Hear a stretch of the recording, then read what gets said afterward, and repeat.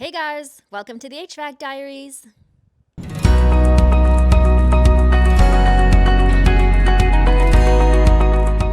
Today is January 26th, and this is my HVAC vlog brought to you by my friends at Nu-Calgon. How are you? How are you this week? Did you have a good week? My week was really slow. Like really slow. We had a lot of rain this week. It was super wet. My brother was also a little bit under the weather because of his collarbone. He broke his collarbone in a mountain biking accident when he was 14 years old. And in the last few years, it's just been giving him so much trouble. Every once in a while, like every few months, it'll just be so painful and uncomfortable and not good. So it kind of puts him out of commission for a few days. So that's what happened this week. But I do have some adventures to take you on. So the first one is a walk-in cooler on a catering truck that was short cycling. We also installed an electric heater inside a carrier air handler unit in a warehouse. The rest of the week was HVAC maintenances and filter changes. I did 3 locations.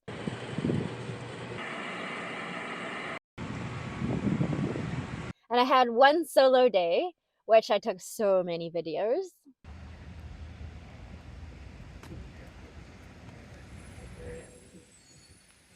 The podcast interview that I did for She Wears Work Boots back in the beginning of the year, that came out this week as well.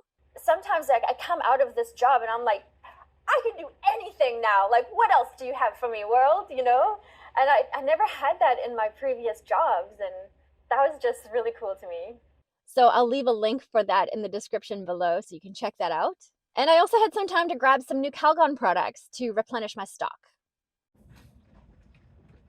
So if you're ready for some HVAC adventures, let's go. Starting this vlog with some cool camera work, walking between these 2 catering trucks.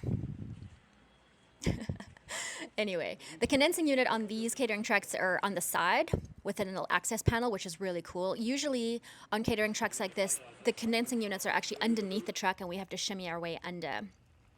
This unit was short cycling, and as you can see from the side glass, we're actually a little bit short on refrigerant. Unfortunately, I didn't get a video of it while it was running, so you can see it bubbling, but you can definitely see that it's short. And then we're just checking the evaporator coil to make sure that it's not totally frosted over or frozen, because that could also be an indication of short on refrigerant on our side glass. I'd say that's pretty short. I don't know. So we're just kind of monitoring this thing, watching where it turns off and turns on. It's definitely short cycling right in front of us. 25 again. So we're just watching this before we make any moves. 35 to 25. But you guys, look at the conditions that we're working in that day. It was so rainy. And of course, the truck isn't magnetic, so our umbrellas don't go onto it. We got soaked, absolutely soaked.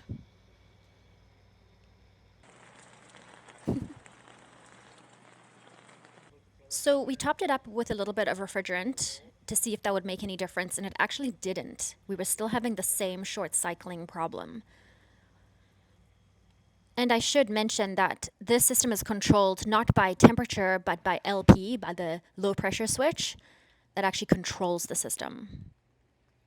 So because we were having the same behavior after we topped her up, my dad thought that maybe the compressor was inefficient, or maybe there was a snapped valve reed or something inside that was leaking refrigerant through when it shouldn't have been. So we pumped down the system to isolate the compressor to check that. We watched our refrigerant gauges for any movement on the needle, but there was none. So those compressor valves inside are holding tight. So we've ruled out a couple of things, but we're still having this short cycling problem. So we went inside. Trev thought it was probably a good idea to check the TXV setting on this, because TXVs don't usually need to be adjusted, but because this vehicle moves around quite a lot, it's bouncing around. It is plausible that the TXV got out of calibration. Yeah. It's freezing the coil. Yes. You're able to make an adjustment to the TXV just with a little knob at the bottom. And I was trying to get a cool shot of this because there's a bit of frost on those U-bends back there, and as Trevor made an adjustment, the frost disappeared. And watch really carefully because he's going to make another adjustment with his screwdriver, and it's going to go really fast. There it is, and it's turned. So he's opening the TXV more to allow more refrigerant into the evaporator. And as soon as he did that, things worked much better. The three of us are observing. All looks good here, so it's time to pack up and go, but everything is so soaked. Trying to get that water out of there, but super soaked. Even the panel that flops down there is just so wet. I had to be super careful right here because otherwise I would just flood that compartment. Rainy days. And we're done. Yay! We crossed a bridge to get to our next job, but first we had to stop at the supplier to grab what we needed, which is actually just an electric heater inside of a carrier unit. That's what's inside this box. You as well. Great filming, I know. So if you recall from last week's vlog, this is the same warehouse that had the unit heater with the cracked heat exchanger in it. We were going to replace the heat exchanger, but it's kind of out of his budget at the moment, so we decided to install this electric heater in his air handler that he already has. It's going to save him a bunch of money now because, well, the cost of this heater is so much less than the unit heater and also the installation. But it's probably going to cost him a bunch of money to run in the future. So saving money now or saving money later, that's his decision. And don't get me started on that electrical disconnect box that someone's just put right onto the panel. Like, thanks. Why would you do that? All this extra work you make me do for nothing. Come on. All right, now that's out of the way. I can stop complaining. Let's open our box up. This is a 7.5, actually, we thought it was a 7.5 watt heater, but it's actually an 8 watt heater, and it goes right into that spot there. Ooh, so cool. All right, so you just have to remove that panel in the back, and your heating strips should fit right in that spot. You'll also notice here's the round Yeah. to go around. Oh, amazing. Okay. I'll just put her in carefully.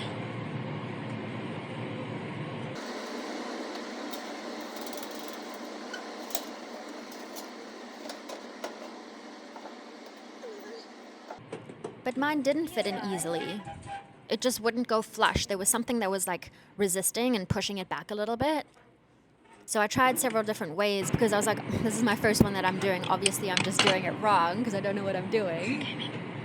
So I got Trevor in there. Now you see what I'm saying? So he finally pulled it out, and look at this. Because it's being bent. It's bent. It's so It crooked. must have been bent from the like. See it?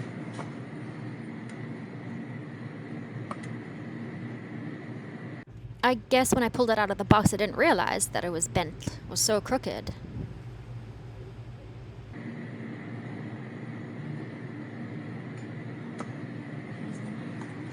Not straight.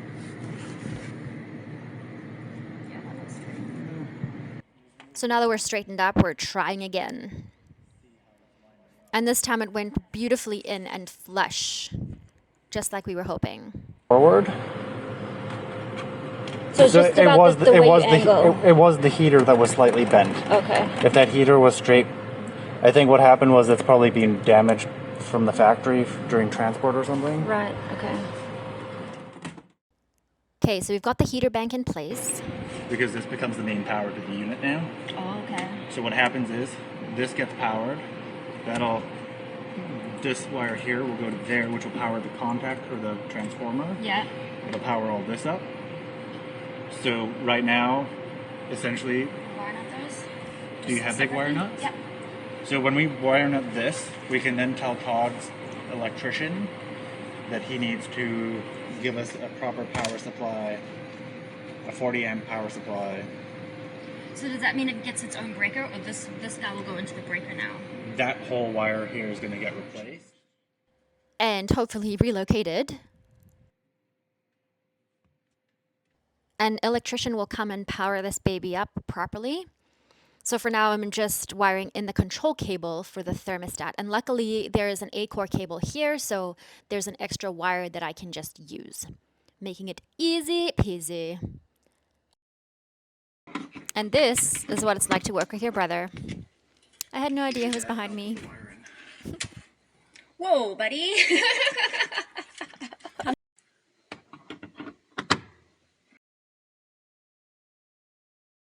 Oh, look, I'm making chicken broth again. I told you guys I make this almost on a weekly basis. This time, there's my vegetable scraps, but this time, I'm remembering to put a sprig of rosemary in there. Makes it so much more delicious. Yum. Okay, back to work. Whenever I grab new filters, I'll usually take my old ones to throw away in their big dumpster. Otherwise, I gotta collect them and take them to the transfer station. This is just easier. Gross. Ring the doorbell. Do a little dance. And there you go. Today I'm picking up filters for a few different locations. And the guys notice my camera. They're like, what's going on with that? I'm like, oh, nothing. It's just from my YouTube channel. They're like, is it live? No, it's all good. All right, good luck today. Yeah, wish me luck. Yeah, have fun, man. Bye.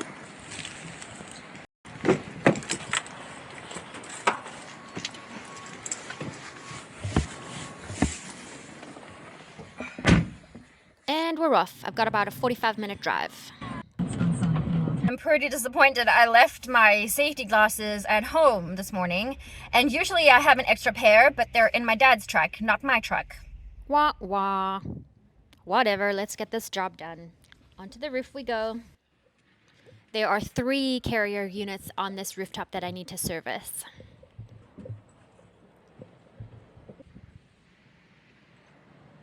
And I brought out the umbrella, mostly for my camera, even though it's waterproof.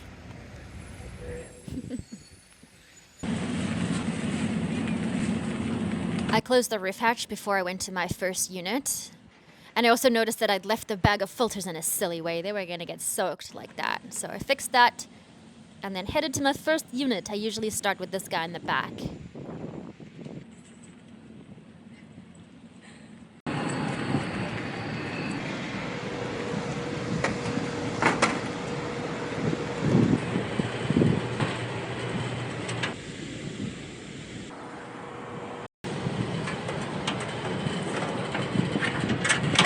I fought so hard with this filter panel. I don't know why it gave me such trouble. I pushed and pushed, and then suddenly, it just worked. I also struggled with this panel because there's a gas line right in the way. And then this one. That's not supposed to happen. That has never happened. Cool. Just running through all of my checks here. Trying to get a cool shot of the flames. Probably not good for my camera.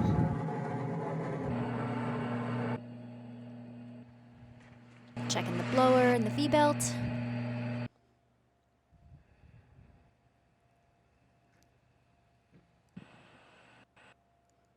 My camera is so cool.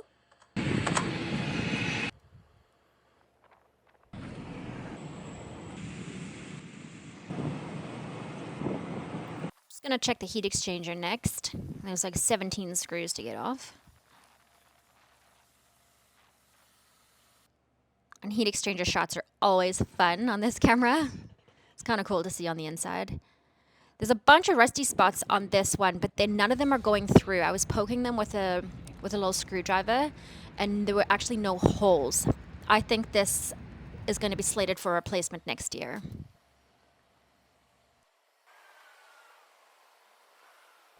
I'm just going to point out this shot for later.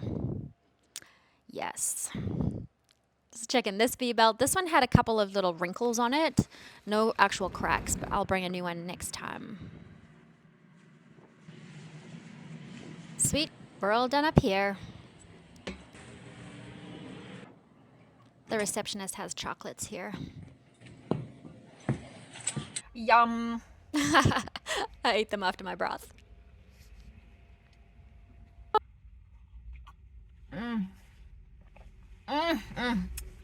So warm and delicious on a cold, rainy day. I took so many videos, I literally had to change my battery between my jobs. This battery just lasts 80 minutes. And look, an office dog. So nice. This place makes bathroom and kitchen countertops. Gotta climb this side ladder. There's always a puddle up there. Every time I come here, I tell them about this lake up here on the roof.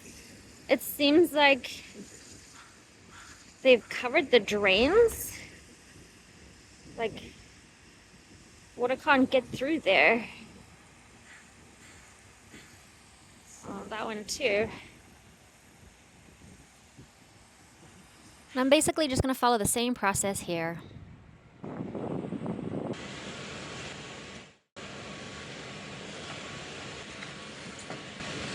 All right, I'm gonna stop recording now. I think there's just too many drips on the screen now, so I'm gonna pack up and go home.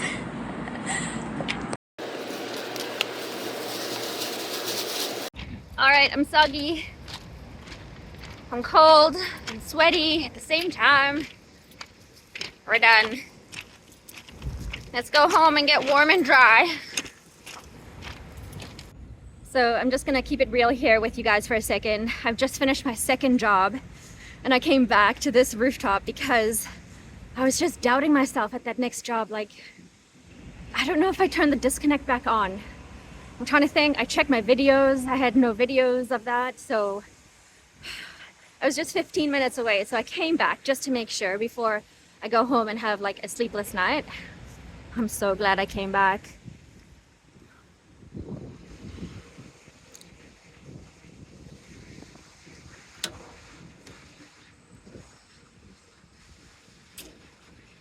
Wow, what a rookie mistake to do. But keeping it real for you guys here. So now I can go home.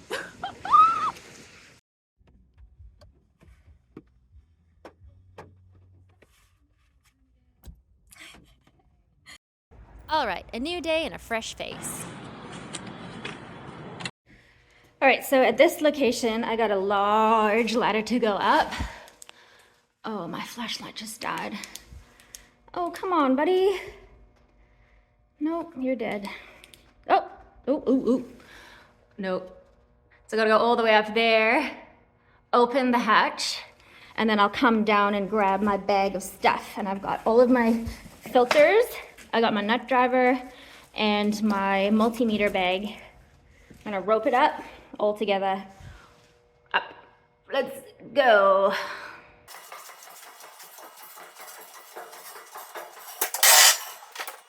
Oh my goodness, that made me so hot.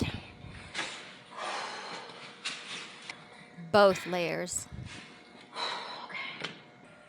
Now I get to use my roping skills. Always give it a good tug, like a test tug.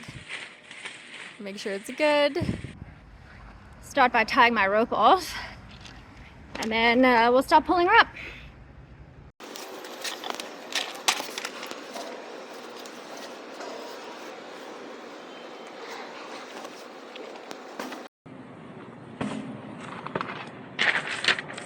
And now I have the longest walk across the roof, and I'm going to take you along with me.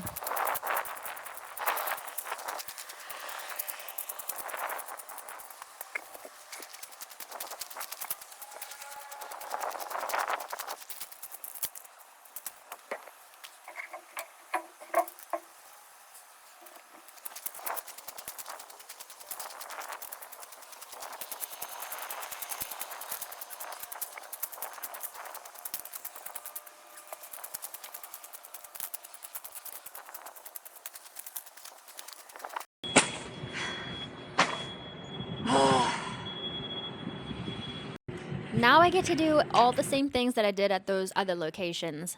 Filter changes, check the sequence of operations, make sure everything's working and looking good. There's 2 Lennox units on this roof.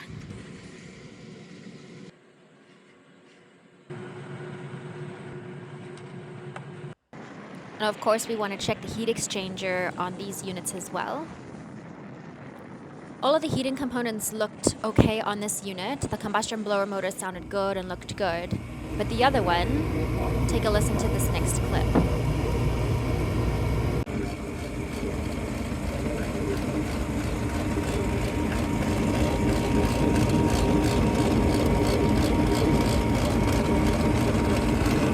No bueno. So I grabbed the model and serial number to get a replacement part. It's a matter of time before this guy dies.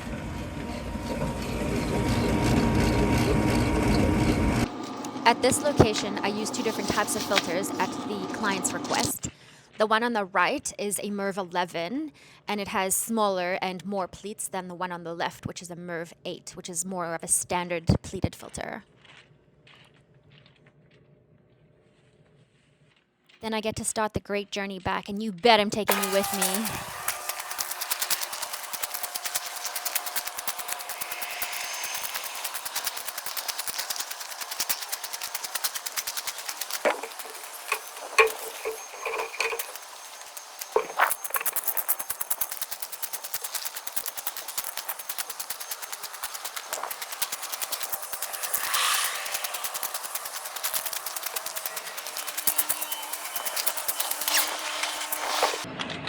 I'm just going to reverse the process to get back down.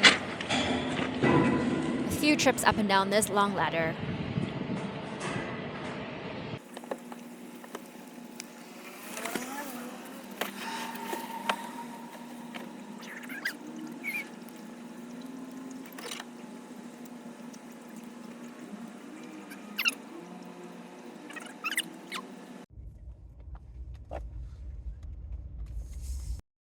Then I had some time for shopping. Thank you. Longest door hold. Just grabbed some Nu-Calgon products to replenish my stock. Got some perma-wrap tape, some coil cleaners, some clean air for my home, for my cat litter box. Oh, and some spray and bond. I haven't used this yet. Also got some bookkeeping done this week with the help of my little helper, who is not very helpful at all.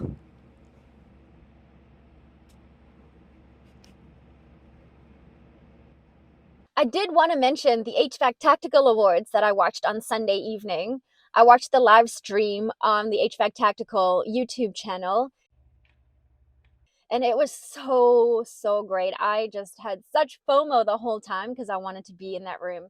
I wish I had gone to Chicago last minute.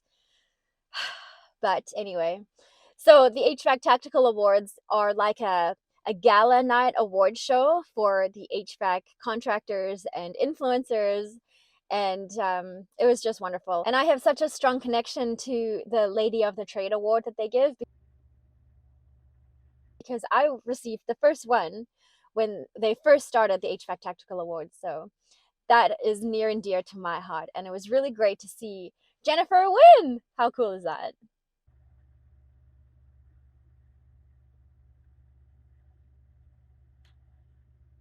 Well, I told you it was a slow week, so that's all the adventures I have for you this week on the HVAC Diaries HVAC vlog. Thank you so much for joining me again here, and I look forward to seeing you guys next week again. Bye! Not awkward at all. We had a lot of rain this week. It was really rainy. It was rainy. Cool. He broke his collarbone in a motorcycling. What is the sun doing suddenly? Why did you just appear suddenly? Do I like it or do I hate it? I think I hate it. Maybe I love it. I'm glowing, sort of. Okay. I don't like the sun. It's cutting my face in half. Maybe if I did like this. Oh, hi. I'm gonna have to Nah. I look forward to seeing you guys next week. Have a good one. Bye. Time to be prepared. That's okay. You're fired.